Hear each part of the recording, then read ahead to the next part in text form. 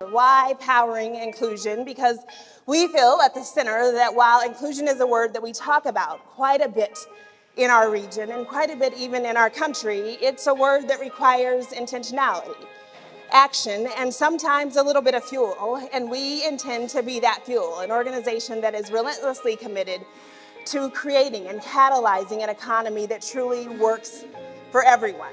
But it's important, it's imperative even, that all of us take the time to do that learning as we think about what we want our future to look like, what we need our future to look like, and indeed what is possible for our future to look like. So we want to bring in different speakers who challenge some of our thinking, who challenge some of our ideals, but also who build on the assets that do exist in our region. And so that was the idea of this kickoff event. You have to believe in Rondo. You have to believe in North Minneapolis. More importantly, you have to believe in the power of inclusion. In order for us to change our perspective, we need investment. There is no other way to change this scenario than to invest in people of color. Know that they have value. Know that you have to stand on it, even if you're going to go crazy, because one, you're not crazy. I typically say there's nothing wrong with black people that ending racism can't solve.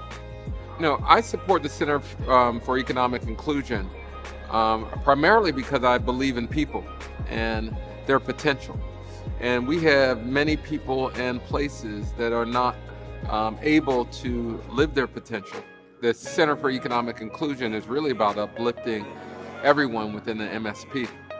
We live in a country where race is systematized, and that is the relationship in which we are engaging people who have a desire to make sure that their communities can have, health and prosperity.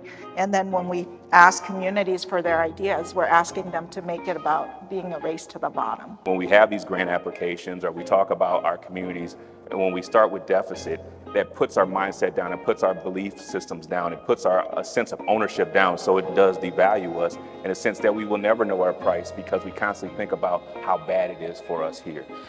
As much as I know it's about economy and housing and entrepreneurship and income inside of the economy model, it doesn't work without a balance of social environment, natural environment, education and literacy, health and wellness, etc. Bring those asset maps forward in the form of the kind of dashboards that we already tied to at a regional level. At a $2.4 billion endowment, that means that money managers are managing $500 million, $750 million, $1 billion of our dollars. And so that's really where the real wealth is being created and generated. And if we're not giving those opportunities to minority-owned firms to be our accountants, to be our attorneys, to be our money managers, we're really not making the intentional investment in trying to invest in these communities.